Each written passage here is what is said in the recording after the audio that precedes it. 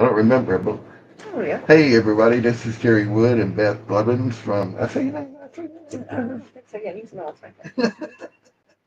From Pokerrailbird.com. Tonight we'll be talking about dealer pet peeves and some other issues, some math, and some of the things that are just weird that happens in the poker room. So joining me is Beth, as I said. She's also a player. I've known her for about 10 years or so, I guess. She's dealt with me many times. She's taken some of my chips on a few occasions as a player as well. Beth has probably dealt more hands than the average person's ever going to see, I suspect. And so, like I said, beyond being a dealer, she's a player. She's going to bring a unique view. I've done some interviews. You guys may have seen some of them. Did one with Zachary Elwood a few months ago. We got another one coming up with Zachary next Thursday. Beth will be on that one too. So we've done a few, but this is the first one that Beth has been on. So glad that she's here. Thanks for coming. I appreciate it. So you got anything you want to say before we get started? Absolutely. Thank you for having me first. Also, I'm really excited about next week with Yeah, Zachary. that's gonna be great. So excited, but I'm like pumped. But my name is Beth. I've been dealing for 30 years in the casino business, poker for 20. Uh, any views that I that I have during this podcast are simply mine, not my employers. I'm sure some of you know me and know where I work, but my views are my views. I love what I do. I'm so excited to get any questions tonight. I'm so excited to. Oh, hey, I don't know. That's a friend of mine. I'm so excited to. That was Chef. I'm so excited to be with you guys tonight. So let's get into it. All righty. So the first thing we want to talk about, Beth, is something that you and I discussed a little bit last week was pet peeves. What are some of your pet peeves as a dealer? This is not. So I know in the room that I play in and you deal in, it's mostly Hold'em and then Omaha. Yeah. So if you had to, which one would you prefer to deal? My favorite game is PLO. And a lot of dealers are going to say they don't like it. I love it. I love as long as it's a lot of action. I don't want to deal and it be fold, down to the blinds and they chop. If there's action in it, I love it. I love dealing that game. It's so much fun to me.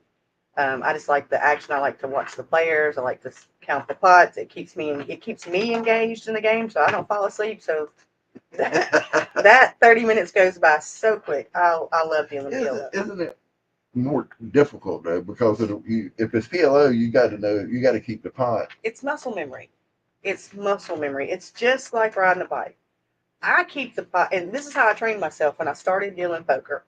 There were a few things I was taught when I first started dealing poker. Number one, shut up and deal. Nobody wants to know what you did last week. Nobody wants to know what you want to do, what you did last night. They want you to deal the cards. That's right. All right with me.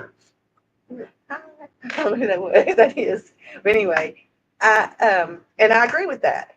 And another thing was I should always know what's in the pot, regardless of it's Hold'em or Omaha, because there are times, even in Hold'em, you have to recreate pots. You have to go back and you have to recreate the action. So you should always know what's in the pot. Always know. So I trained myself early.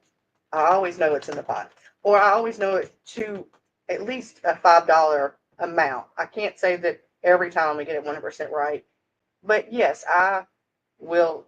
So I train myself even in Hold'em.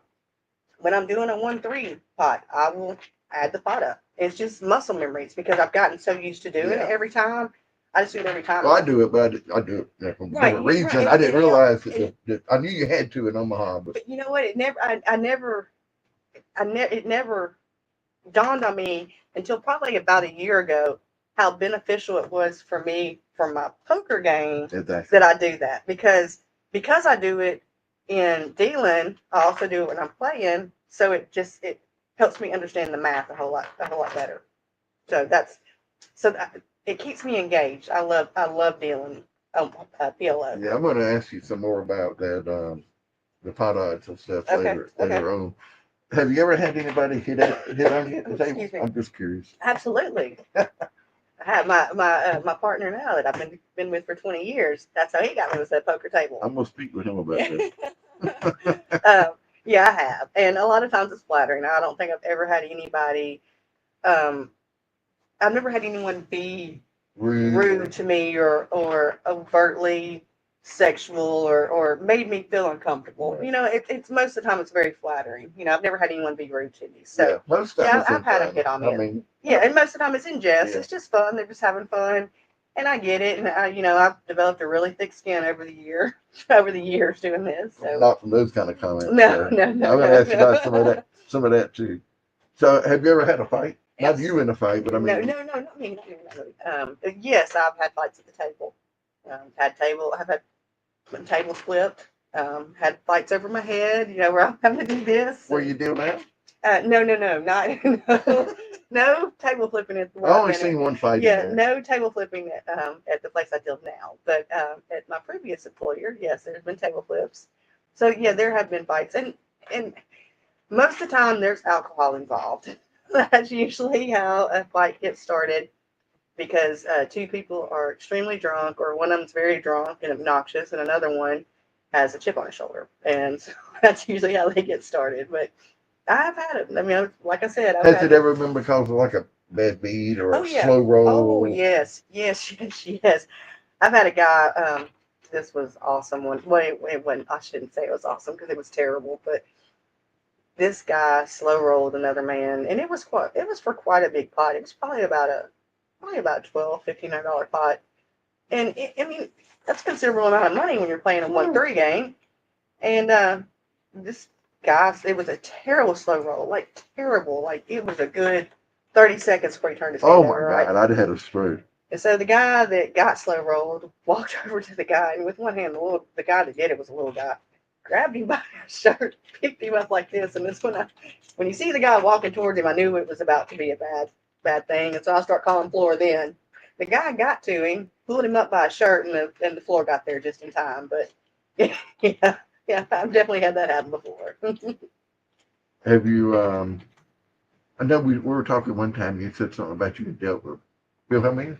Have you dealt with some of the big names? Yeah, I have dealt with Phil Hellmuth. I've dealt to Sammy Farhall. I've dealt to Todd Brunson. Super nice guy. Got really good things to say about him. I played with him one time in Vegas. He's a good guy. He was very, very nice to me. Very nice. Believe it or not, Sammy Farhall was nice to me too. Bill Hellmuth was nice to me. I dealt to Daniel Negreanu. That was in Tunica when I dealt to him. There's some other players that I've dealt to that not as well known, but you would recognize them like from old WPT runnings and stuff like that. So, you have questions over there? Well, yeah, a couple, but I actually just got a great comment, a compliment for my video series on YouTube. So thank you for that. I appreciate the compliment. Awesome. Thank you. Those we were actually Beth and I were just talking about those before we got on the show, and Beth hadn't really been through my YouTube channel very much yet. She was just getting into it, and I was showing her a few of them, and just as a FYI, we're like. I was telling Beth, because I can't believe that, but for every 1 minute of finished video, it's like an hour and 15 minutes of work for, to get the script and to do the research and make sure your math is right and all this kind of stuff. It's a lot of labor going into it. So thank you guys for looking. And I appreciate it. He puts a lot of work into it, guys. A lot of work into this. It's fun. I love doing it. I don't do it for the money because I haven't made a penny yet, but but I do enjoy doing it. But that's great that you have it's a labor of love at the moment. Hopefully that love will pay off. We're just gonna break even. It'd be great. Yeah, exactly. But I did finally get money ties on YouTube, so that's awesome. That's gonna help. But I didn't start it to make money. I started it because I enjoy doing it. Right. That's why I started. I'm another famous player, which I don't know if a lot of people know him. He's actually from this area. Great guy. He has won a few bracelets in PLO. Tyler Smith from this area. Oh, I know him. I didn't know he had won bracelets. Yeah, he's won a couple of bracelets in Vegas. Super good guy, and I've dealt to him. I've dealt to him several times. He's I don't know if a lot of people know who he is, but I didn't know he had bracelets. Yeah, it's been a long time since I saw him. Such a good guy. He's such an amazing guy. Yeah. I have nothing but nice things to tell him. I really don't. I've never ran into a well-known player that's been rude to me. In all honesty, I mean, I'm not saying they were overly nice to me, but none of them that were out really You want rude butt to heads. me. Yeah, none of them that were mean or anything. Well, I got to so. ask you about this one because I had a butt head last night. I think you were Oh. you were there, but you weren't at the Sorry, table guys, when it excuse me. happened. You had just left that table. So I just wanted to see what your take on this. So the guy's in 7th seat. I'm in 9th seat, and then there's another gentleman in 3 seat. So the gentleman in 3 seat, I forget the amount of the raise, 25, 35, whatever it was, folds ace king, right? So the guy at the end starts hammering him because he folds ace king, right? And I don't know how he knew. I was gonna say, did he show him the He must cards have or showed something? it or Oh, whatever. okay. I wasn't. I caught the tail end of it. I'm sitting Oh, down okay. and I'm hearing this.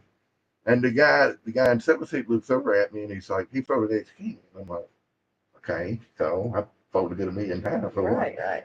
And he said, why would you do that? I said, well, it depends on what the bet was, depends on my position, depends on who made the bet. Right. And I said, Is you're gonna miss it. Is it a 4-bet when it gets to you? Yeah. Is it is it ace king offsuit? Is it, yeah, it's like, there's all kinds of variables and you have to take into consideration. So I'm like, you're gonna miss the flop 65% of the time. Right. There is a limit that I'm gonna put in the pot with ace king Right. pre-flop. There's a limit. Yeah. All right. So that conversation kind of went away, and then a few minutes later, he's in another hand. Apparently, he had turned the wheel. Okay, and the board was like ace 2-4, and or whatever it was. I don't remember exactly. Ace 2-4, I believe. And then another 5 came on the river, and he had obviously had 3-5. Right. So when the board hit 3-5, or when the 5 came on the river, yeah, and they had to turn. They turned their hands up because they both check at this point, and they both got the same hand. Right. But there was also 3 of a suit on there, so somebody could have had a flush. Right. Okay. So that's why they both checked. So anyway, they turned their hand over. They got the same hand. Of course, the guy in seat 3, he rivered that hand, and the other guy had it on the turn. So the guy that hits it on the turn says to the dealer, you're done with tips. I'm not giving you any more tips tonight. And I'm looking at him. I thought he was joking to start with, right? Because I'll say something like that. Right. Because I know most you would say it everybody to me because we're friends, right? Yeah. So yeah. And he was telling the truth. And so I had to say something. I'm like, I said, control over what comes out. I said, are you kidding me? Are you gonna really not? And he did. I said, you're really not gonna tip because he put out 5. Well, he shouldn't have put out 5. He gained friggin' control over what he puts out. If I had control over those cards, I would be a rich woman right now. I would be your best friend. I would be a rich woman if I had control over those cards. So when something like that, anything like that happened to you, I didn't ask the dealer because this happened to be one of the few that I didn't really know, so I didn't say anything. Was it the dealer was it the dealer that was following me? Yes, yeah, okay. It was. That poor guy too. He's very new to dealing, and he's so not sure of himself. And I hate to hear that for him because he's going to be a good dealer, but he's just so not sure of himself yet. But probably if I was him, if it was me in his position, like where he is in his career, I probably would have cried. Not now. No, me today, I'm like, okay, then don't tip me. I don't really care. Because I'm like, have you run into much of that? Not much of it, but I have ran into it. I have. But poker gives you a thick. Well, I started off my career as a dice and blackjack dealer, and I started my thick skin then. but dealing poker gives you a thick skin, so I've developed a thick skin over the years. So I've ran into that, but I don't let it bother me. I'm like, you know what? That's fine. If you don't want to tip me, that's fine. I can deal with that because guess what? Someone else is going to. So here's a question for you. Okay. This is from James. I won't use last names. Okay. All right. So quads on the board. Why does high card win? Best hand not on board. I'm not exactly sure what that means. It's the best 5 cards. It's not just okay. If you have an ace in your hand, the best hand there is going to be 4 quads with an ace. If you have an ace in your hand, then that's the best hand. If you both have an ace in your hand, then you're both going to have the best hand. If there's an ace on the board, if there's quads with ace on the board, then the best hand is on the board, and both of y'all are going to split. I hope that makes sense, but it's not just it's Yeah, it makes perfect It's sense. the best 5 out of 7 cards. So whatever those best 5 cards are, even if maybe not even ace, if you have a king in your hand, though, then those quads with that king is going to play. It's just whatever the best 5 cards are. Period. Makes perfect sense. That's yeah. Have you ever had a player become argumentative with you over something that really didn't involve you? Absolutely, absolutely.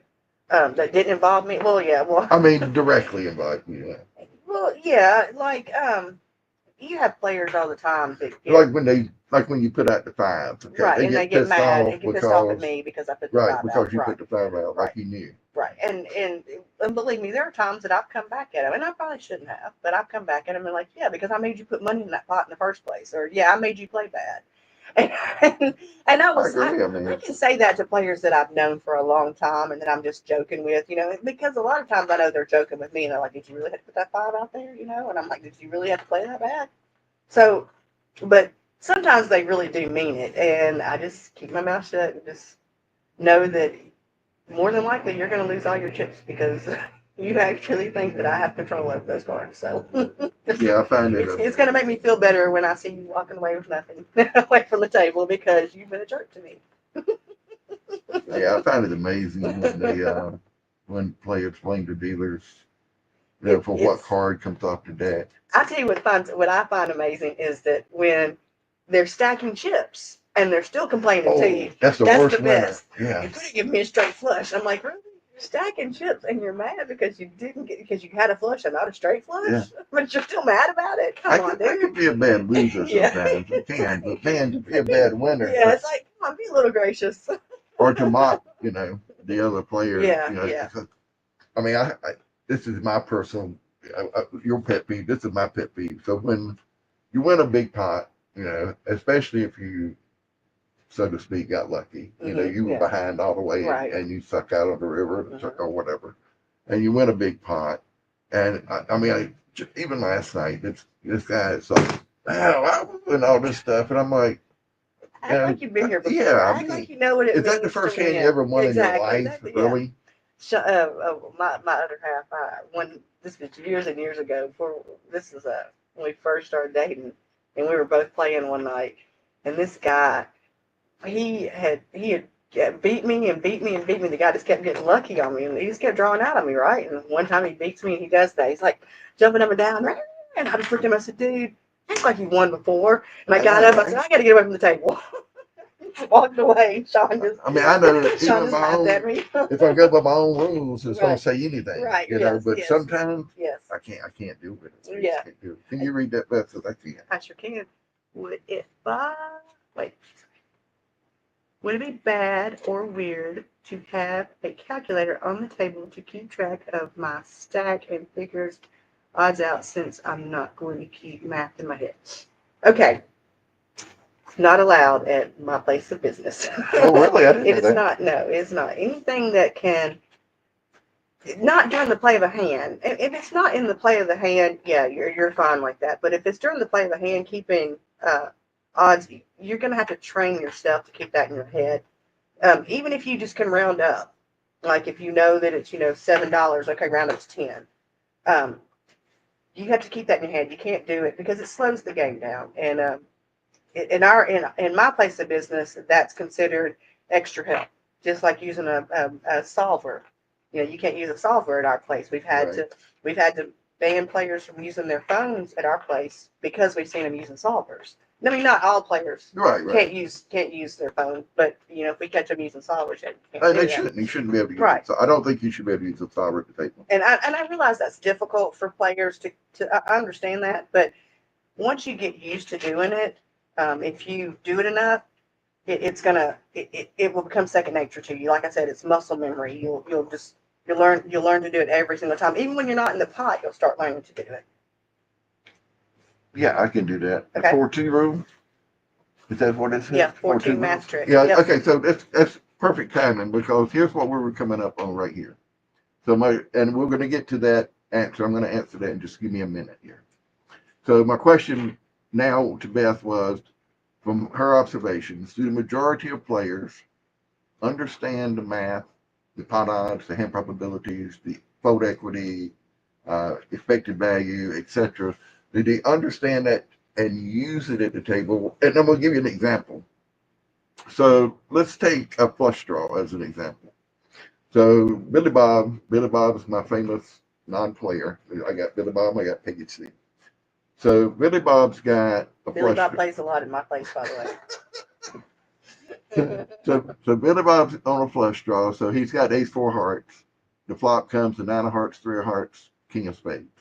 So does the average player understand how many outs they got, which is nine, right? So then let's, in theory, right? Correct. In theory. Yeah, Yes, I mean, I'm sure there's a heart out somewhere, but you right, can't count that. Right, you can't count that exactly. Right. So in theory, you got nine outs. So the pot's $35 going into the flop. The opponent bets $25 into the pot. So now the pot's $60. Billy Bob's got to call $35 into the 60 to stay in the pot. So what is he getting for? I mean, he's got to call $25 into the $60 pot. Right. So what is his pot odds? So his pot odds are 2.4 to 1, and his hand odds are 4.22 to 1, to kind of answer your question too. So this is how you have to go about understanding hand probabilities. If you're not trying to push my videos, but if you go on to my YouTube website, there's like 3 or 4 videos that just went out in the last couple of weeks that will explain pot odds, hand probabilities, expected value, fold equity, all that kind of stuff. And then on Pokerrailbird.com, there's also a number of articles that will explain how you calculate this and how you can do it at the table. So to your point, the 4-2 rule. So let's say Billy Bob's here, he's got 9 outs, right? So after the flop. So you would say you got 9 outs times 4 would be 36, divided by 2 would be 18, right? So he's got an 18% chance of hitting his flush by the river. Now this is the tricky part, it's by the river. Right. So if you want to know how much you've got just for the turn, it's 2%. So you would say 2 times 9 would be 18. I'm sorry, you didn't divide it by 2. It would be 2 times 9 would be 18. 4 times 9 would be 36. So you got an 18% chance on each card, or you're roughly 5.5 to 1 on each card. So you can't calculate, if you use the 4 number, you got to remember that you are pushing that for the turn and river. The poker don't work that way, because they're going to be a bet almost always on the turn. Almost always. So you've got to look at your odds per card, not in a combination. Now, if it's an all-in hand, that's different. Then that's different. Right, no more betting. So you would do the 4 times 9 would be a 36% chance to make your hand. Or if you're expecting another bet, it's 2. Right. So that's the 4-2 rule. I hope I explained it. If not, if you go to pot odds and hand probabilities, either the video or the article is also in there. And if you go into Poker Tools, I think it's called Poker Toolkit, there's charts in there that will show all of this. They'll show you the math by hand. It'll be a chart across the top, one across his way to run the hands out, and run the hands out up here, and it'll tell you what your odds are based to the number of outs that you have. Right. Now, do I think that most players understand that? It's really funny because the younger the player is, the more I think they understand that. The older the player is, no, I don't think they understand it. The regular, everyday recreational player, well, I wouldn't say everyday. The recreational player, no, they don't understand that rule. The guy who's playing for a living, yeah, I think, yes, he understands that rule. And I think as a player, you should be able to identify players at the table that know the rule and don't know the rule. And you should be able to identify them by their bet sizes. I know as a dealer, I can recognize it in a player that knows about pot odds and knows about implied odds. But I don't know if a normal. But I see it all day long, so therefore I can understand. I can see. Well, you don't even calculate it. You just know. I just know. Well, that's like I said. That's because it's muscle memory. Muscle memory. Sure. The more you play, used to I would have to sit in that case. Right. But now I've played so many years. Well, and you can tell players that are trying to figure it out in their head, like if they're when they're doing the math through their head. You can tell. You can you can tell when they're trying to figure it out. Yeah. Yeah, but you're right, Rick. To your point, 2-2 is better. But Yes. Always better. You can't be wrong with 2-2. You can sure be wrong with 4-2. Yeah, I agree. I agree with that. And you got to remember your pot odds always have to be equal to or better than your hand odds in order for it to be a positive EV call over the long term. Correct. Now that's it's hard to sit there in this kind of scenario that we just went through, where Billy Bob's got 4.22 hand odds and 2.4 pot odds. It's hard to fold that. I mean, very hard to fold that. But You got two cards to go. Long term, you're supposed to. That's correct. So if you look at a flush draw from pre-flop to river, so you got king queen of hearts or whatever. You only got a 10% chance to flop the flush draw to start with, and then once you do flop the flush draw, you've got a 35% chance of making the flush by the river. So that's a lot of ifs in there when it comes to flush draw. That's where the old saying comes from, right? Yeah. What the old saying, go broke chasing. Those who chase straights and flushes go home on Greyhound buses. And that's true. I mean, and straights are even worse. I mean, we could do a whole hour on straights. Yes, that's because there's so many categories and there's so many. There's so many categories because you got your inside straight, you got an open-ended straight, you got a near the end, in the middle. Yeah, in the middle. Yeah, there's a lot. But if you look at even the open-ended straight draw, your odds are worse at flush, okay? Because you only got 8 outs. Correct. But when you start getting into, now I know that ace king is at the end, and people can say, well, you're not playing ace king for straight. Exactly. You played it for high card value. Same with king queen. When you get into the 7-8s and 8-9s and stuff like that, you're playing those for straights. If you look at your odds on them, and there's odds charts under Poker Tools, you're looking at 10 to 12% pre-flop the river to make it. And you're looking at 5 to 7% to flop it, and then to flop 8 straight draw, and then you're horrendous after that to make it. And then if you've got a 7-8, let's just say, and let's say you got 7-8 suited, and so now you have the straight and the flush. You got a straight and the flush, so you got about a 15% chance pre-flop the river to make it. But let's say you hit the flush. All right, let's say you hit the flush on the turn with a 7-8. Are you happy? No. I am not happy. I'm never feeling confident about that flush ever. I don't want to bet an 8-high flush. Right. I don't want to call with an 8-high flush. Right. I'm going to, but I don't want to. Exactly. I feel the same way. So here's the thing on the flush draw. If you've got 2 hearts, let's just use the 7-8 scenario. If you've got 2 hearts, there's a 35% chance that another player at the table has also got 2 hearts. And then, you use combinatorics. So let's just say on the flop, it's the 9 and the 3. Well, now out there is the 10, the jack, the queen, the king, the ace. 5 out of the 7 hearts as well. You know how many times 8 hearts as well. Yeah. There's 5 that's going to beat yours. Do you want to play 7-8 suited? I mean, really want to play that? I see it daily on hands where ace 4, ace tray, of clubs against king, queen of clubs so many times, and they both end up making the flush. But I see it happen so many times. And of course, the king, queen thinks they're good, but the ace tray, it's because the king, queen is not calculating their odds properly, and they're in the pot and they shouldn't be. So it's. I can't remember his first name right now, but his last name is Swain, Swaine. He wrote a book called Degree in Hold'em. I mean, I must have read this 20 years ago, and I use it to this day. And I built a whole, I'll show you later, I built a whole world off of that book that I used to study with. And if you haven't, it's a great book. You can find it on Amazon. Like I say, it's probably 15, 20 years old, but it has got every element of math in it that you could ever think of, and a lot of what I use here it's from that book. It's from that book. I mean, I know that some of it's from there because I've made so many notes on that book, and I use it for research. Now it's not all coming from there, but it's definitely there somewhere, in my head. Right. It's the best math book I've ever had on Texas Hold'em. What does that say? High board pair, what? High board pair, how often see trips? Like trips or a boat.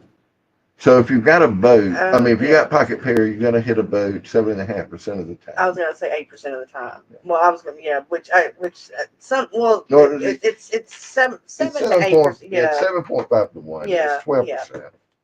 But the you're supposed to hit trips 1 out of 8 times. Is that correct? trips 1 out of is 9 times. trips is okay. So you got a 1% opportunity to flop two pair. Well, 2% opportunity. I'm sorry, to flop two pair. it's So I hard to don't make a remember pair in exactly this what game, trips guys. was. I'd have to look it up. I think remember it's like either. 1%.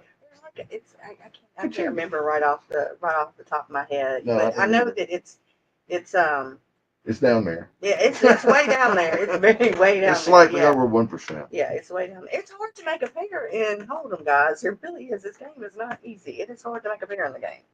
It's hard to make a hand in the game. That's why I was laughing last night. You were talking about. We haven't heard a high hand called out in the last couple hours. Yeah, I'm like, because oh, it's I hard to haven't make seen a a pair in the hand. last couple hours. Aces full of kings are better. It's hard to make aces full of kings are better, and both cards play. So we had this discussion. I had it with another player. I think I was telling you partly about it. So he made the statement. This was go back a couple of weeks. Remember when I said he made the statement? Cards don't matter. Yeah. Right. So he had lost over $1,000 in 2 hours time. Okay, pushing. Well, it wasn't a bully. I wouldn't call him a bully, because he wasn't, facetious about it, or he wasn't ragging anybody or Right, anything.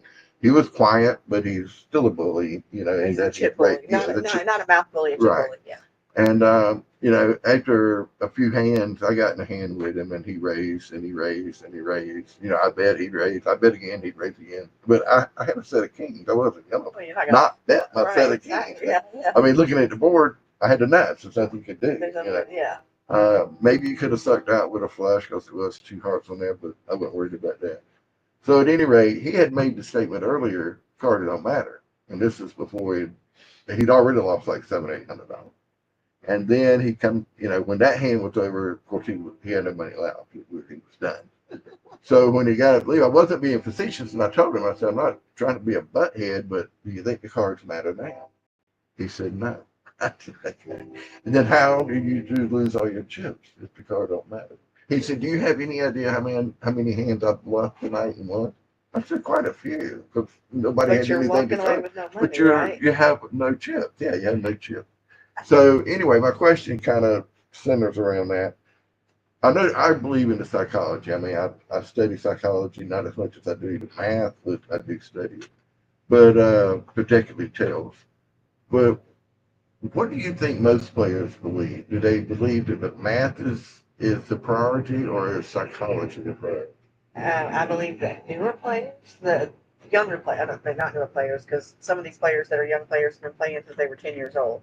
So I'm not going to say that they're new players. Younger players, I believe the math is more the underlying for them, and older players, it's more the psychology. But I think a good player takes both into consideration. I think a really good player is going to use both tools very well.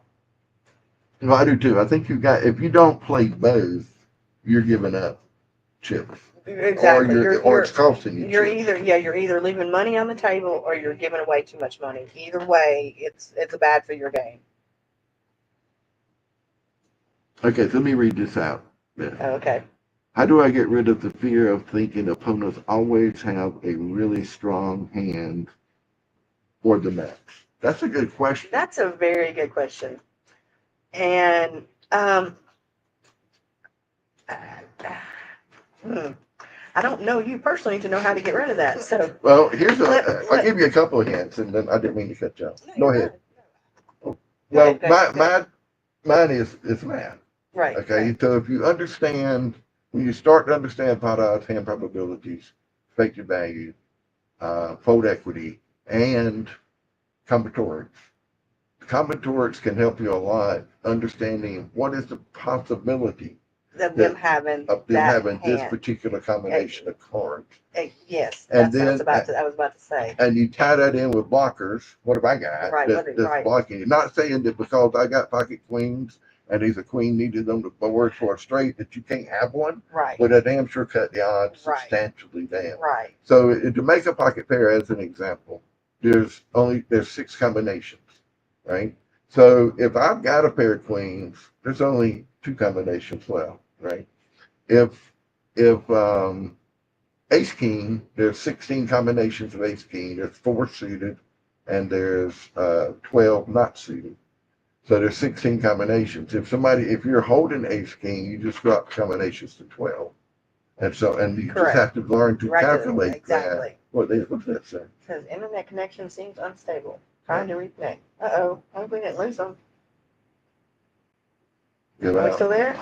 Oh man. Wait, oh man. Are y'all still there? Let me I hope we check. didn't lose y'all. Oh, let me get up. All right. Sorry guys, we'll be right back. Oh, God. I got it.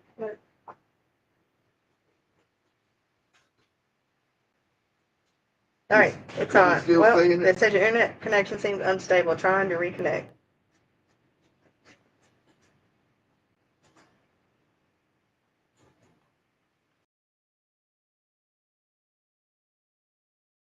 Trying to reconnect. It doesn't recover in 5 minutes. The event will end.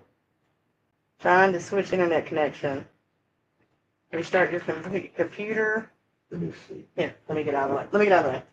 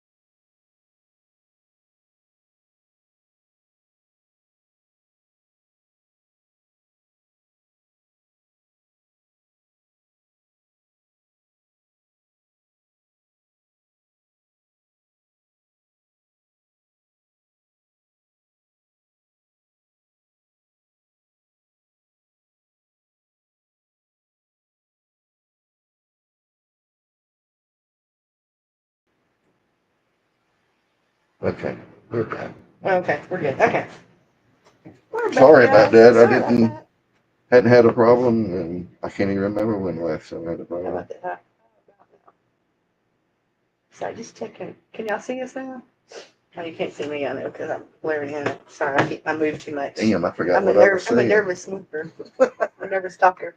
I forgot what we were talking Oh, about. see here. We were talking about do the cards matter?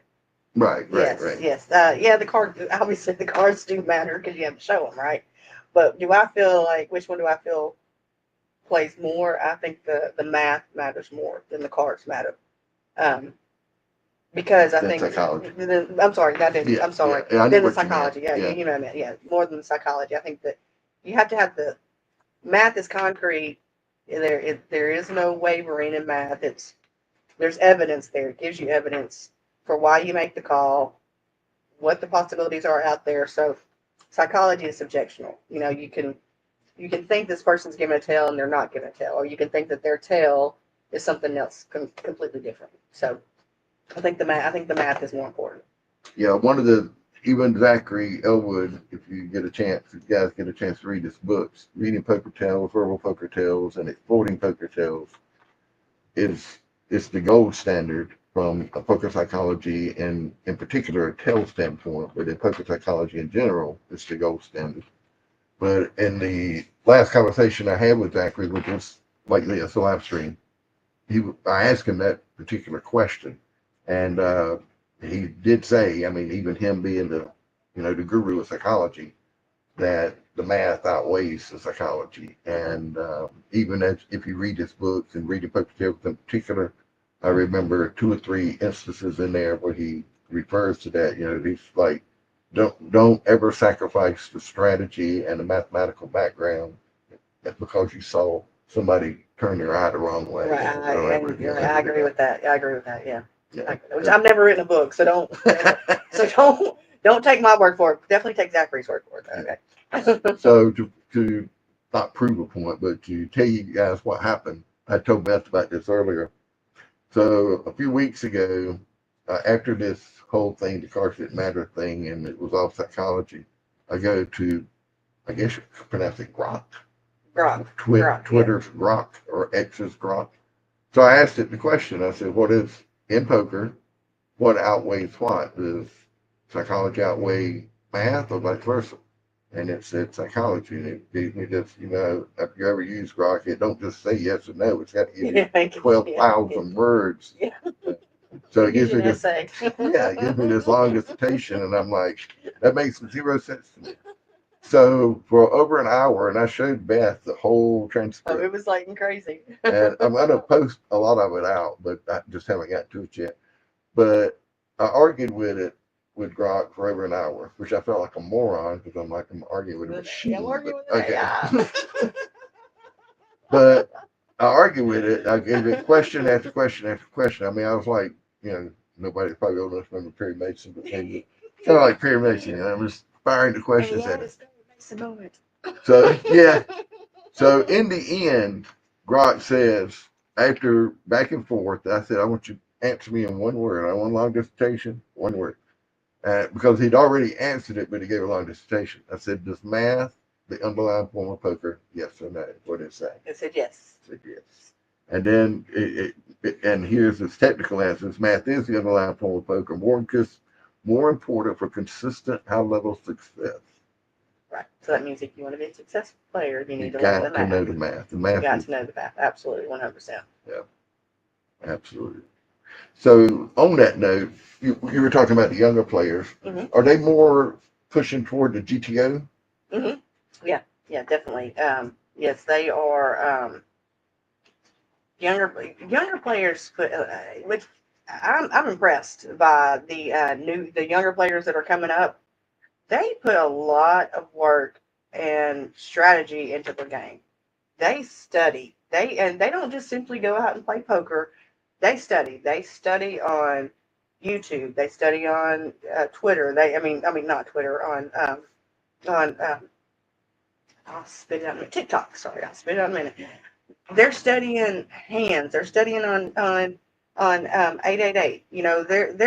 They are studying all the time. So younger players are very the younger player coming up now impresses me a lot more than I did when in the poker boom, poker boom started, because everybody saw Chris Moneymaker, make a bunch of money, and they're like, oh, I can go do that.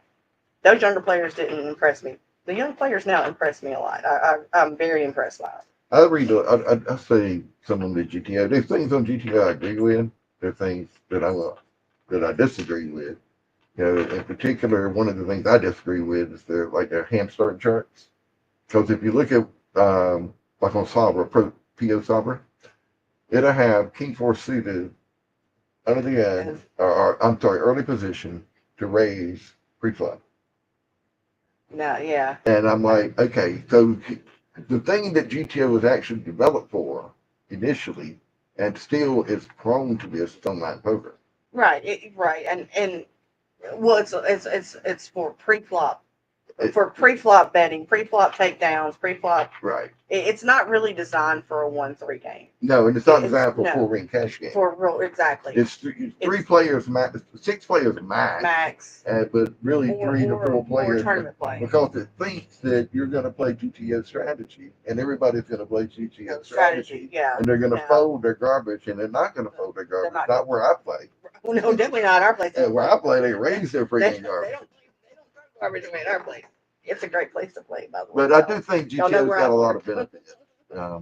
It's a huge. I've learned a lot from GTO, but again, there's things that I will, in a live cash game, I'm never going to do. The GTO says. I think you can take that with any poker strategy. Sure. I think that you can take certain things out of any poker strategy and use towards your game that will benefit, and things you can take out, things you can take away that will benefit also. I think that you have to I think there's not one way to play the game, right? There's Nope. not there's and let me tell you right now that poker you're never going to master the game. It's like golf. You'll never ever master the game of poker ever.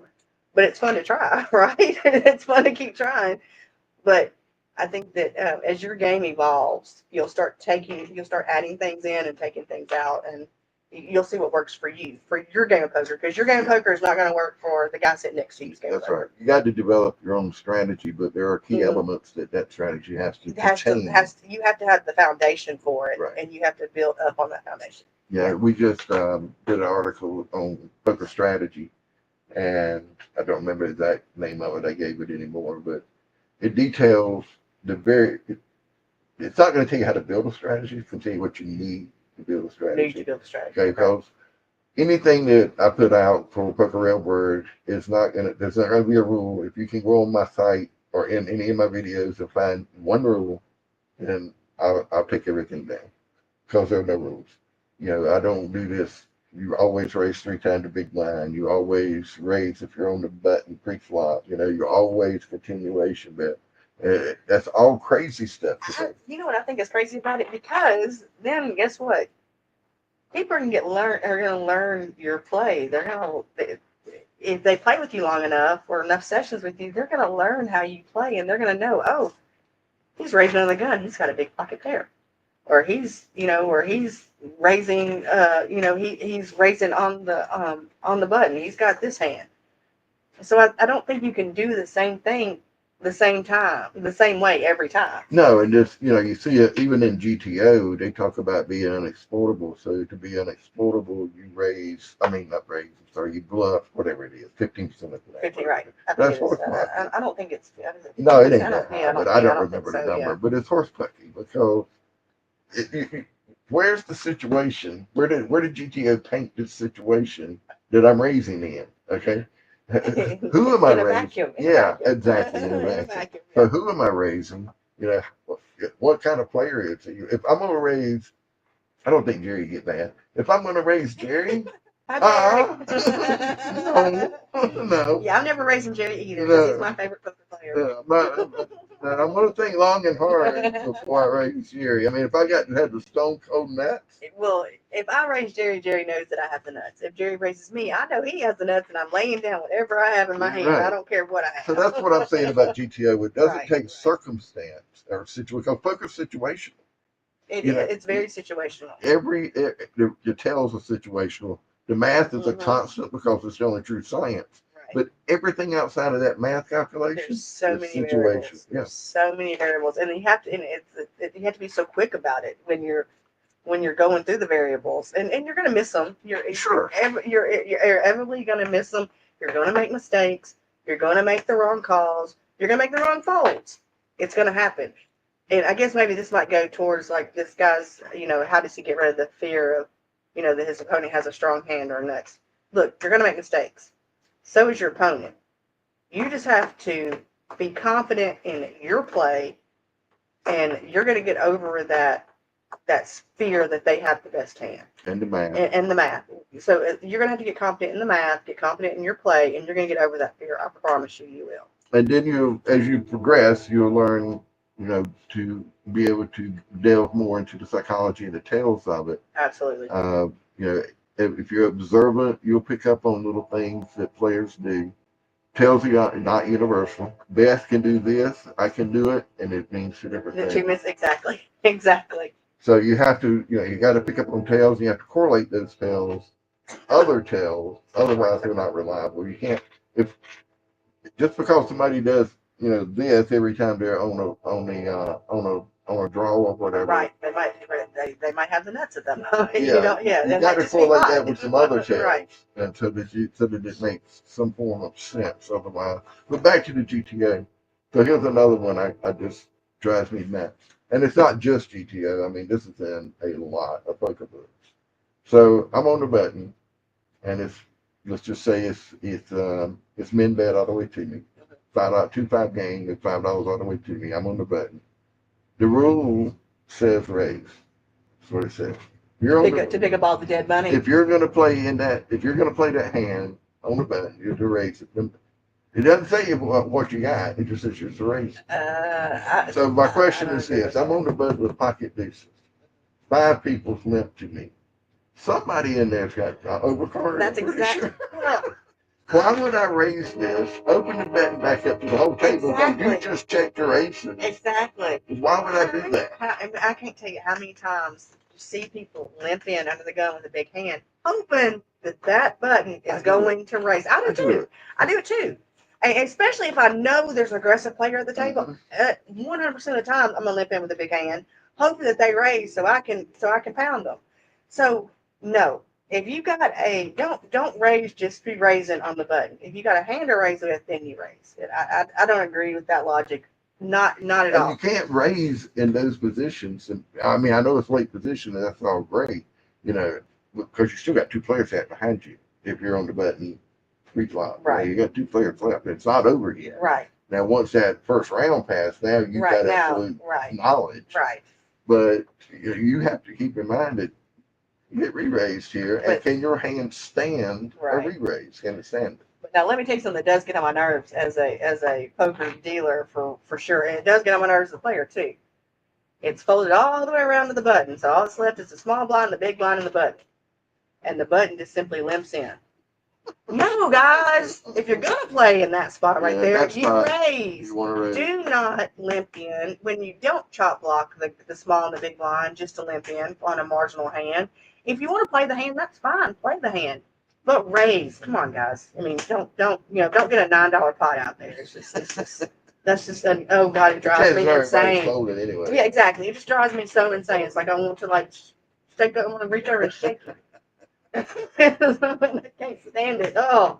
Oh god. So let's jump to what we were talking about earlier before the show. The evolution of poker. Mm-hmm. Okay. So you had said something like poker has really evolved. Well, and I know you don't mean the game the itself. Not the game you itself, mean it's not really the game that evolved, it's the players. It's and the tools. And the way we play it. The tools that we use to play the game and the players have evolved. It's crazy to see from, like I said, from the beginning of Poker Boom to now. It's the caliber of player is so much better now. You still get new fishes. Don't worry, they're still coming. You're still going to get them. You're always getting new players, but the caliber of player is a lot better now because there's so many more tools out there for them to get better. And there's all kinds. There's a different book every week out about poker, and there's so many websites and there's so many things to help players get better. So yeah, I think that players are evolving. The game, the way the game is played, like the strategy of playing has evolved, but the game poker is still stayed the same, obviously.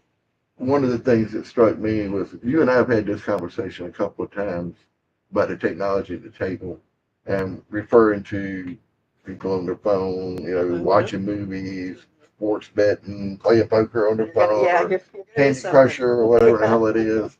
So, that stuff is so distracting. If you want to be a good player and you want to understand the game and you want to know what's going on in the game, where do you see my phone at?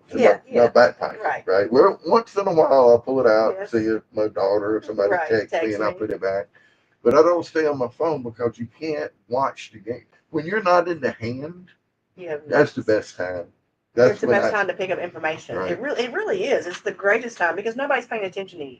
They don't care what you're doing. You're not in the hand. So now you can watch everybody else at the table and see what they're doing. You can see that when this guy bets $20, he's either moving fast or he's moving slow, or when he bets $40, he's got a hand, or when he bets 75, he doesn't have a hand. You can see all that, and oh, for God's sakes, this is another thing that really drives me crazy. When you do notice things like that, do not point it out to the rest of the table. Don't give free lessons to the table, guys. Okay, that make them pay for it. And okay, that irritates me too. It's like, don't give free lessons. Don't tell the guy about, well, you should have played the hand like this. Well, he did this and he did that and you did this. No, just don't give away free information. That's just it, because all you're doing is hurting yourself. You're costing yourself money in the long run. Yes, absolutely. I want everybody to play bad. Exactly. I want you to play bad. I want you to call bad. And I'm not going to correct you. You know, when you call and you beat me with a bad hand, I'm gonna say good hand, good hand. This is another good one I can't stand.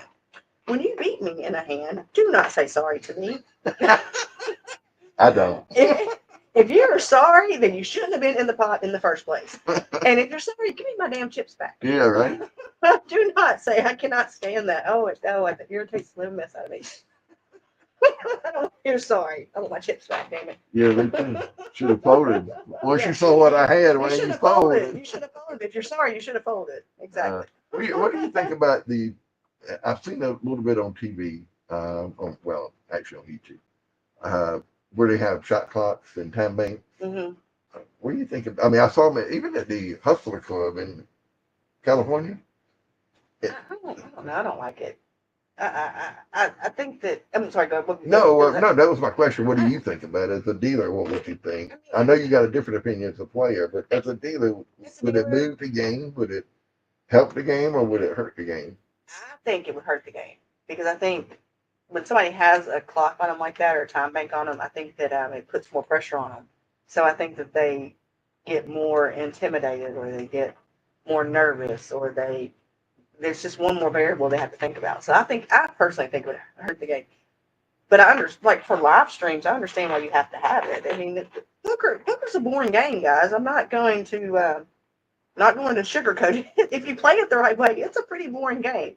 That's why you have to have the table talk and stuff to keep things going. Keep things interesting. That's why live streams are so fun with players that are loudmouths and stuff, because you have something more to pay attention to than just the cards.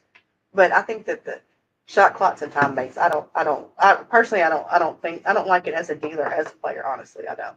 I don't think it would speed the game up at all. Yeah, I could kind of be in favor of it for a tournament. I can understand because for a tournament. Escalating. I understand for a tournament, but for cash games, no. No, I couldn't. I don't like it. Cash games. Yeah. I've never called a clock. That's almost like I've had it called on me. Yeah. But I've never called for it. That's like having a pitch clock in Little League. That's just ridiculous. Didn't know that happened. They don't. That's what I'm saying. It's ridiculous to have a pitch clock in Little League. So sorry. Okay. You have to know my sarcasm. I'm very sarcastic. Did we answer all the questions? We did. I hope I answered this guy's question about how do you get over feeling that your opponent has the. Yeah, it's just experience. I mean, a lot of it's just experience and understanding psychology and the math behind everything. And I think that also once you hit a few of those spots, you get a little cocky, and you get a little more confidence, and I think that helps your game too. I think that the more confident you seem at the table, that's the more time players are going to lay hands down to you.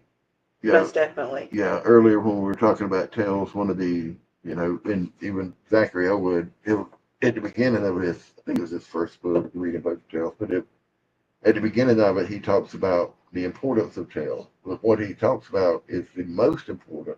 He said, if you get nothing else out of this book, if you never look for a tail, you never act on a tail, hide your own tail. Yeah, that's true. That's true. Is the most important. And and that's something I struggle with, because I know I have them. And I'm not going to point them out to you, okay? because I know what they are, so I'm not going to point them out to y'all, so in case you ever play against me. But I know I have them, but I struggle with hiding them. I struggle with, I catch myself like. Well, you call me on one of mine. Yes, yep. And you know what? You've improved on it. I remember what you told me. Yeah. But it's you have to remind yourself. Oh wait, don't do that. Don't So that kind of gets in your head too when you're playing poker. It's like, did I just do that? You're like, I gotta hope nobody saw me do that. Yeah, I catch myself doing. Especially old habits, that you kind of know not to do it, but you just kind of, to your point, you get bored. You do. And you slip into it. Because boredom is we're our own worst enemy at the poker table. We are. Patience is the. And I'm terrible about being on my phone. I miss so many things. I mean, I could probably be a better poker player if I wasn't on my phone, if I stayed off the phone. But now, let me tell you another reason I get on my phone. If you get somebody annoying at the table, headphones in, I shut up and I put my head down. Like I I do don't want that. to. I don't want to hear the loud mouth drunk over in the corner. Okay, you know. Yeah, I do that too. I Yeah, put my yeah. headphones on, but There's an there's annoying nothing. player. There's no music or anything. It's just Yeah. headphones on. If there's an annoying player at the table, yeah, I put the headphones in. It's like, okay, it's not. Leave me alone. I don't want to. I don't want to mess with them. I wish I could do that as a dealer, but unfortunately, I don't get to. Maybe I can ask my boss. If I can have it. Yeah, right. Yeah, can I put my headphones in? It's annoying. All right, guys. Well, thank you for joining. I Thank you appreciate for it. having Beth, me. thank you for coming. I I loved appreciate it. it. We will, and don't forget that next Thursday night, 8 p.m. Central Time, we will have Zachary Elwood and Beth at the same time. So excited, guys. Now, actually, Zachary will be in Seattle, or Oregon, rather, where he lives.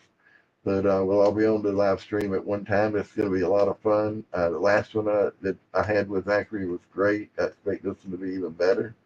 So, again, thank you guys for joining. We appreciate it. And hopefully, we'll see everybody next week. And we're going to, Beth willing, we'll do this probably a couple times a month. Absolutely. I'd Going love to, forward. guys. So, Thank you, guys. thanks. We'll talk to you guys Bye. later. Appreciate it.